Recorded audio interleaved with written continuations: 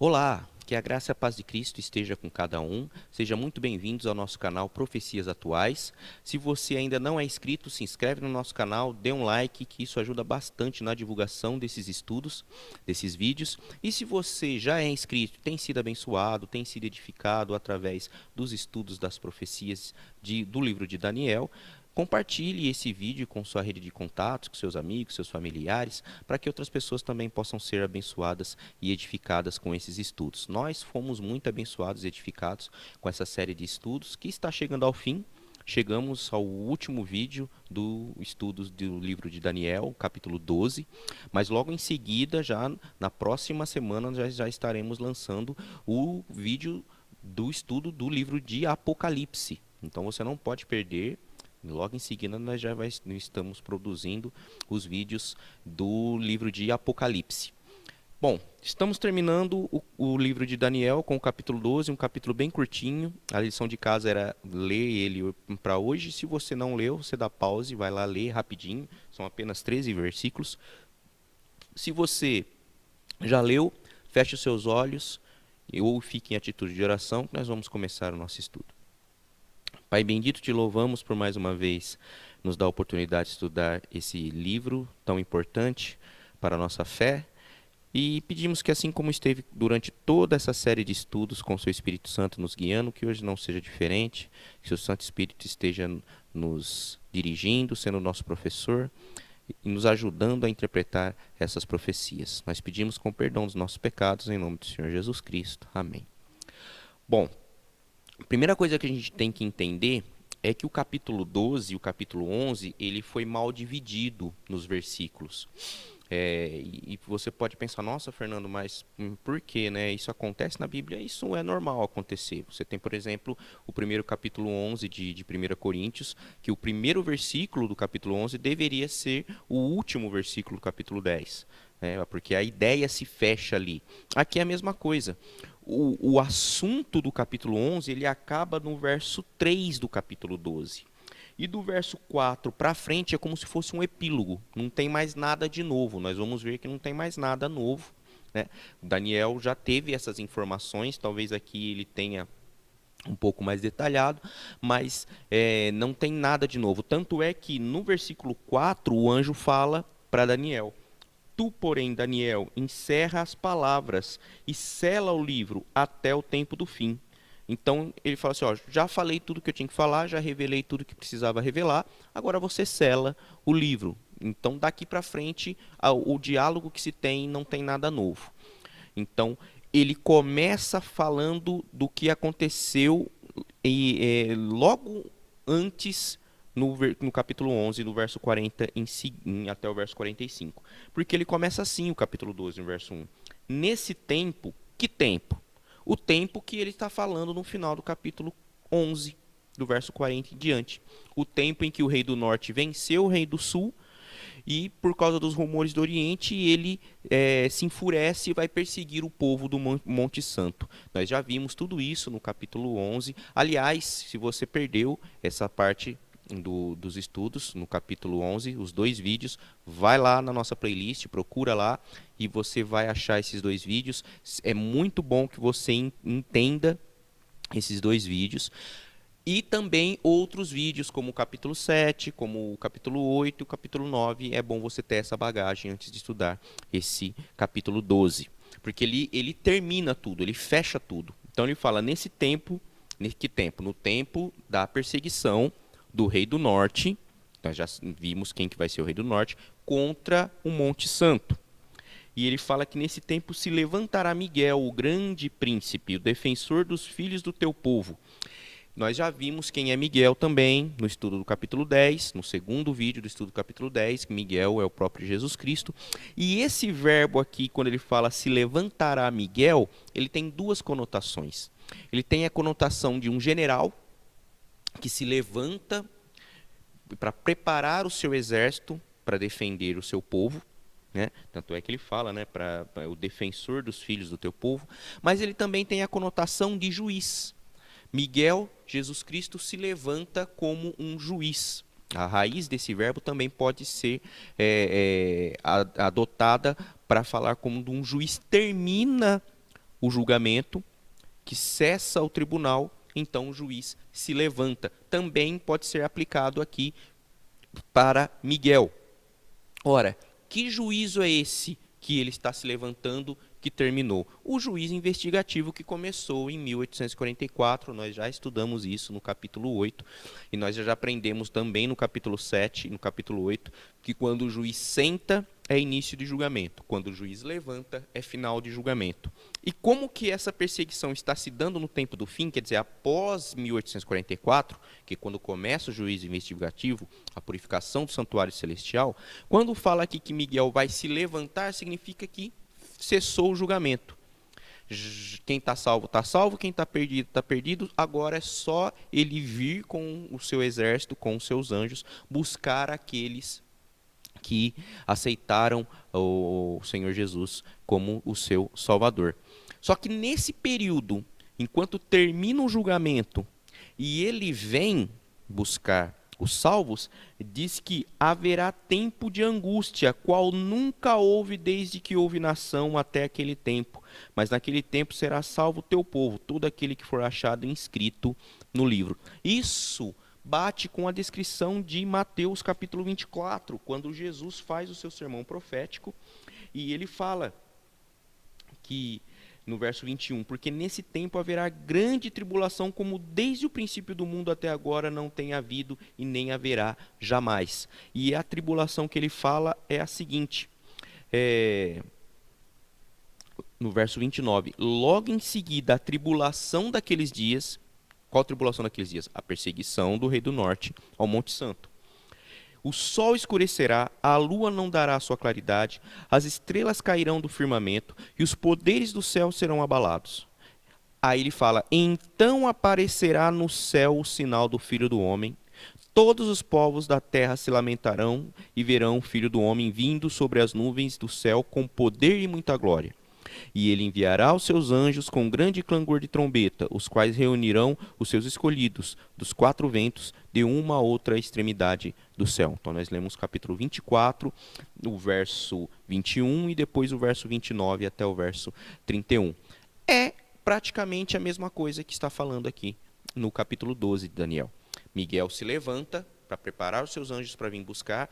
Quando ele se levanta, cessou o julgamento, e enquanto se cessa o julgamento e ele vem buscar os santos, acontece uma grande tribulação aqui na terra, o qual nunca houve antes. Jesus descreve, aqui ele não descreve, mas Jesus descreve que vai ser um negócio terrível. E aí ele fala de outra coisa, da ressurreição, que é aquilo que a gente já vem falando já há algum tempo, citando principalmente o texto de 1 Tessalonicenses capítulo 4, no verso 16 e 17, em que Paulo fala que quando dar a última trombeta e dada a voz do arcanjo, os mortos em Cristo ressuscitarão e os vivos serão transformados e todos seremos arrebatados e estaremos para sempre com o Senhor nos ares. No verso 2 ele fala, muito dos que dormem no pó da terra ressuscitarão, uns para a vida eterna e outros para a vergonha e horror eterno. Aqui ele fala sobre duas ressurreições. Essas duas ressurreições nós vamos detalhar mais elas quando a gente chegar no estudo de Apocalipse. Quando a gente chegar no estudo de Apocalipse, a gente vai explicar mais sobre essas duas ressurreições. Mas é exatamente isso que acontece. Terminou o julgamento, né? Miguel se levanta, Jesus se levanta, termina o julgamento, ele prepara os seus anjos para vir buscar os santos, e nesse período tem uma grande tribulação, e quando aparece o sinal do Filho do Homem no céu, os mortos em Cristo ressuscitarão e serão levados os vivos juntos para morar com ele nas mansões celestiais. E ele dá um detalhe aqui falando quem serão salvos. Ele fala, os que forem sábios, pois resplandecerão como o fulgor do firmamento, e os que há muito conduzirem à justiça, como as estrelas, sempre e eternamente. Lembra que lá no capítulo 11, no verso 13, fala que os sábios entre o povo ensinarão... Perdão, capítulo 11, verso 33. Os sábios entre o povo ensinarão a muitos, todavia cairão pela espada, pelo fogo, pelo cativeiro, pelo roubo por algum tempo. Então, Esses sábios que ensinaram a muitos, mas que foram perseguidos, foram mortos, foram presos, foram torturados, foram açoitados, esses sábios são os que serão salvos, que resplandecerão como o fulgor do firmamento, como as estrelas. E é interessante que fala que são aqueles que conduzirem muitos à justiça. E isso faz todo sentido, porque quando eu aceito a Jesus pela fé, Tiago fala que a minha fé sem obras é morta. Aquele que aceita Jesus automaticamente se torna um missionário e ele vai pregar o evangelho para as outras pessoas. Se eu aceito a Jesus, mas não estou falando de Jesus para outras pessoas, eu praticamente não tive uma conversão verdadeira. E aqui termina o verso. Então a revelação profética. Então ele termina de uma maneira maravilhosa. De tudo que a gente já estudou sobre o livro de Daniel, nós vimos que aqui ele termina com a vitória do povo de Deus, aquele povo que é perseguido, aquele povo que é oprimido, principalmente pelo chifre pequeno, depois é perseguido nos últimos dias pelo rei do norte, e chega no final, eles são resgatados por Miguel, por Jesus Cristo, e aí vão resplandecer como o fulgor do firmamento. Quando ele termina essa revelação, aí o anjo fala: Daniel, agora você encerra as palavras desse livro, sela o livro, até o tempo do fim. O que isso significa? Que significa que até o tempo do fim, ninguém ia conseguir entender na sua totalidade o livro de Daniel. Algumas pessoas conseguiriam entender, por exemplo, Paulo entendeu sobre a apostasia, sobre o anticristo, ele entendeu sobre tudo isso, mas ele não entendeu, por exemplo, na interpretação das profecias de tempo, porque Paulo fala, nós o que ficarmos vivos, Paulo acreditava que Jesus ia voltar na sua geração. Se ele tivesse conseguido interpretar as profecias de tempo, ele saberia que Jesus não voltaria na sua geração. E aí fala que muitos o esquadriarão e o saber se multiplicará. Em algumas traduções fala a ciência se multiplicará. Aqui ele não está falando da ciência, tecnologia, como alguns pensam, né? Nos últimos dias, a tecnologia, a ciência se multiplicará. Aqui ele está falando do livro de Daniel. Ele fala assim, ó, você fecha e sela o livro e muitos o esquadrinharão. Esquadrinharão quem? O livro. E o saber se multiplicará, quer dizer, o conhecimento sobre o livro de Daniel iria se multiplicar. Ia as pessoas cada vez mais aprender sobre o livro de Daniel e as suas profecias iam ser reveladas paulatinamente até o tempo do fim, que é aí quando se tornou de uma maneira mais clara a interpretação do livro de Daniel. E aí no verso 5 fala que Daniel olhou e estava em pé outros dois anjos, né? Um do lado do rio e o outro do outro. Lembrando que tudo isso que a gente estudou no capítulo 11 e capítulo 12 é Daniel tendo uma visão às margens do rio Tigre. Isso a gente viu lá no começo do capítulo 10. E aqui ele volta para aquela situação. Daniel ainda está à margem do rio Tigre, tendo a visão daquele ser glorificado, que nós já descobrimos que é Jesus Cristo. E aí diz que um anjo pergunta, né, está vestido de linho, sobre as águas, fala que assim, quando se cumprirão essas maravilhas? E eu ouvi, o verso 7, o homem vestido de linho que estava sobre as águas do rio, quando levantou a mão direita e esquerda. Então, ó, um santo pergunta para outro santo. E aquele ser que está em cima do rio, que ele vê, o ser glorificado, que vai responder, que levanta a sua mão direita e a esquerda ao céu e jurou por aquele que vive eternamente. Por isso seria depois de um tempo, 2 tempos e metade de um tempo. E quando se acabar a destruição do poder do povo santo, estas coisas todas se cumprirão. Lembra que a gente já viu essa profecia de 1 tempo, 2 tempos, metade de um tempo, lá no capítulo 7. Então não tem nada novo. Então fala, quando vão se cumprir essas coisas? Ele fala assim, ó, depois de 1260 anos, que vão começar a se cumprir essas coisas. Já aprendemos que 1 tempo, 2 tempos, metade de um tempo é 1260 anos. Se você perdeu essa aula, você vai lá para o capítulo 7, o segundo vídeo, se não me engano, o capítulo 7 vai estar explicando direitinho. E olha só que coisa interessante, no verso 8 ele fala, eu ouvi, porém não entendi. Daniel falando, né? Então eu disse, meu Senhor, qual será o fim dessas coisas? Parece contraditório com aquilo que Daniel está falando no capítulo 10. Porque no capítulo 10, no verso 1, ele fala assim, ó, no terceiro ano de Círio, rei da Pérsia, foi revelada uma palavra a Daniel, cujo nome é Beltesazar. A palavra era verdadeira e envolvia grande conflito. Ele entendeu a palavra e teve inteligência da visão. Então, no capítulo 10, fala que ele entendeu a visão. Falava sobre um grande conflito. E aqui, no verso 8 do capítulo 12, fala que ele não entendeu. Ele entendeu ou não entendeu? Ele entendeu a visão. Ele entendeu que se tratava de um grande conflito, um conflito entre o bem e o mal, conflito sobrenatural, conflito cósmico, que isso ia afetar a vida aqui na Terra, principalmente os reinos seculares aqui da Terra, afetando o povo de Deus. O que ele não entendeu também, assim como o apóstolo Paulo, são as profecias de tempo. Ele não conseguia ainda calcular direito essas profecias de tempo. E aí no verso 9, ele respondeu e fala assim, ó, vai Daniel, porque essas palavras estão encerradas e seladas até o tempo do fim. Olha lá de novo, o tempo do fim, entre 1798 e 1844. Muitos serão purificados, embranquecidos e provados, mas os perversos procederão perversamente. E nenhum deles entenderá, mas os sábios entenderão. Depois do tempo em que o sacrifício diário for tirado, e posta a abominação desoladora, haverá ainda 1290 dias. Bem-aventurado que espera e chega até 1335 dias. Algumas pessoas acham que aqui temos duas novas profecias de tempo, porque esses 1290 dias e 1335 dias ainda não tinha aparecido. Porém, o marco da contagem desses 1290 dias e 1235 dias muda.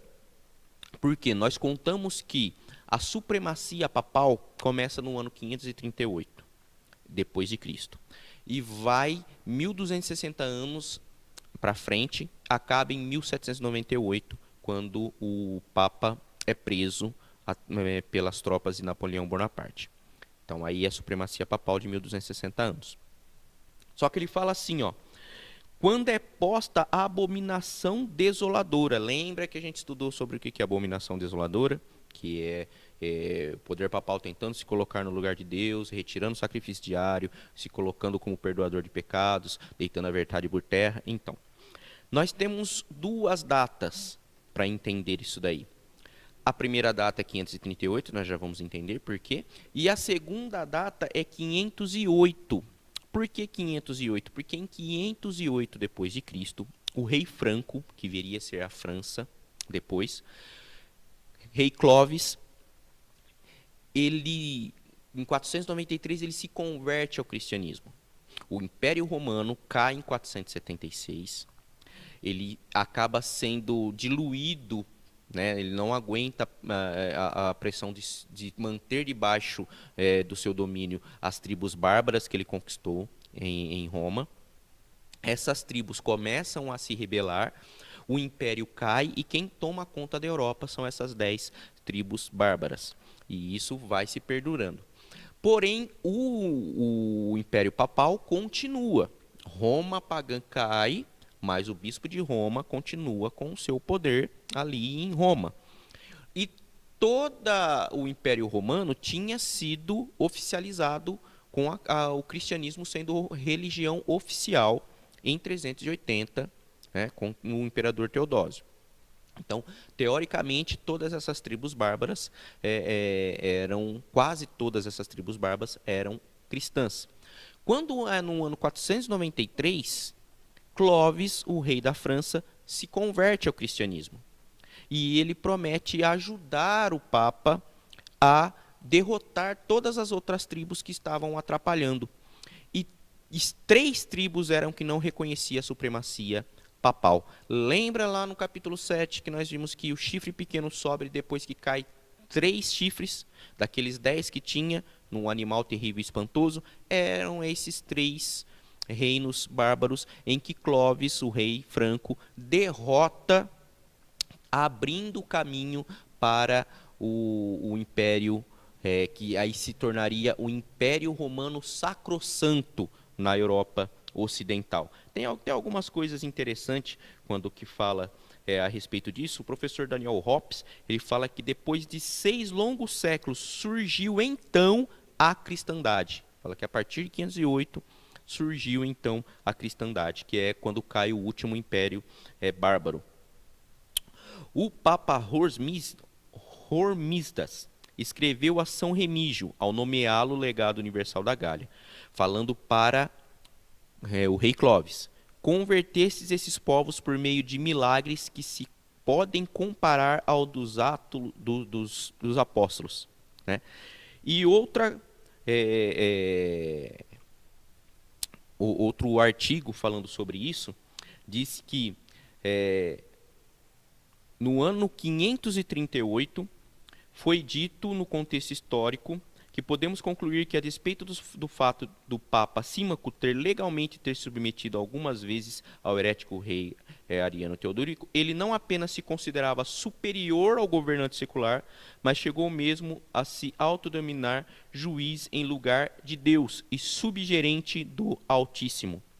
Justiniano I, que era imperador do Império do Oriente, de Roma, o império que depois se tornaria bizantino, não apenas chamou o Papa de o cabeça de todas as sagradas igrejas, mas também legalizou oficialmente a supremacia eclesiástica do Papa. Então foi somente em 538 que a cidade de Roma se tornou livre do domínio de qualquer reino bárbaro, e a Igreja de Roma foi capaz de desenvolver mais efetivamente a sua supremacia eclesiástica. Então nós temos essas duas datas: 508, quando cai a última tribo bárbara, e 538, quando inclusive o Papa Símaco se autodenomina o substituto de Deus aqui na Terra, né, o juiz em lugar de Deus, e o próprio imperador bizantino, Justino I, reconhece o Papa como o cabeça de todas as igrejas da cristandade. Então, partindo do suposto que nós temos essas duas datas, em 508 e 538, nós chegamos na mesma data do tempo do fim. Porque ele fala 1290 dias. Pegando 508, vai dar 1798, do mesmo jeito. E 1335 dias. Pegando 508, vai dar 1843, um ano antes de 1844. A purificação do santuário. Então, tanto faz eu pegar a data de 508 ou a data de 538, a profecia se cumpre nas mesmas datas para o tempo do fim, 1798 e 1843 ou 1844, varia de calendário para calendário. Talvez não tenha ficado muito claro, mas eu te aconselho a pesquisar sobre esse assunto, procurar na história sobre esse assunto, porque a importância do rei Clovis e a importância dessa legalização do imperador Justino na Igreja Romana é muito importante. São as datas que marcam realmente o começo do Império Sacrossanto de Roma papal no mundo civilizado do Ocidente. Por isso que do verso 4 para frente não tem nada de novo. Quando Daniel pergunta quando se sucederão essas coisas? Depois do tempo do fim, em 1798 ou 1844. É a partir daí que as coisas vão começar a deslanchar. E o livro termina com uma promessa sensacional para Daniel. Ele fala: tu, porém, segue o teu caminho até o fim, pois descansarás, né? Daniel iria morrer. E ao fim dos dias te levantarás para receber a tua herança. Então você vai ser ressuscitado e você vai para as mansões celestiais morar com Cristo Jesus. Daniel talvez seja o único personagem bíblico que tinha a certeza da salvação, que ele ia morrer, mas seria ressuscitado e seria levado aos céus. Nós também podemos ter a certeza dessa salvação. Nós só precisamos aceitar a Cristo como nosso Salvador e Senhor na nossa vida, e assim que ele se torna Senhor, andar de acordo com aquilo que ele ensina e não as denominações. Nós vimos durante todo o livro de Daniel que sempre tem um poder aqui na terra, dirigido por Satanás, tentando ensinar diferente do que a Bíblia ensina, tentando ensinar diferente do que está escrito nas Sagradas Escrituras. Então, quando eu aceito o meu Senhor Jesus como meu Salvador e Rei da minha vida, eu começo a praticar o que está escrito aqui. Não o que me dizem os padres, o que me dizem os pastores, o que me dizem os bispos, os que me dizem o ancião da sua igreja, o presbítero da sua igreja, mas eu sigo o que está escrito no assim diz o Senhor. Talvez essa seja a maior lição que nós aprendemos ao estudar o livro de Daniel. E o capítulo 12 termina feliz, com a certeza de que Miguel vai se levantar e vai vir buscar o teu povo, para que nós possamos estar com ele para todo sempre, nos céus, no novo céu e na nova terra. Nós vamos abranger mais esse assunto, vamos detalhar mais esses assuntos quando nós começarmos a estudar o livro de Apocalipse. Então, você que perdeu alguma desses estudos dessa série Daniel, vai lá na nossa playlist, assiste de novo. Você que ficou perdido nesse capítulo 12, vai lá na playlist, assiste de novo, que nós vamos entrar no livro de Apocalipse. Muito dessa bagagem que nós aprendemos aqui. Tem alguns capítulos de Apocalipse que nós voltaremos ao livro de Daniel, e com essa bagagem vai ficar muito mais fácil para você conseguir entender a linha de raciocínio da interpretação do livro de Apocalipse. Que Deus abençoe, que a graça e a paz de Cristo esteja com cada um, que nós possamos estar aqui de novo com vocês estudando o livro de Apocalipse na nossa próxima série. Nós fomos muito abençoados nessa série do livro de Daniel. Esperamos que você também tenha sido abençoado e que você possa continuar na sua jornada cristã aprendendo mais da palavra de Deus. Deus abençoe. Até uma próxima.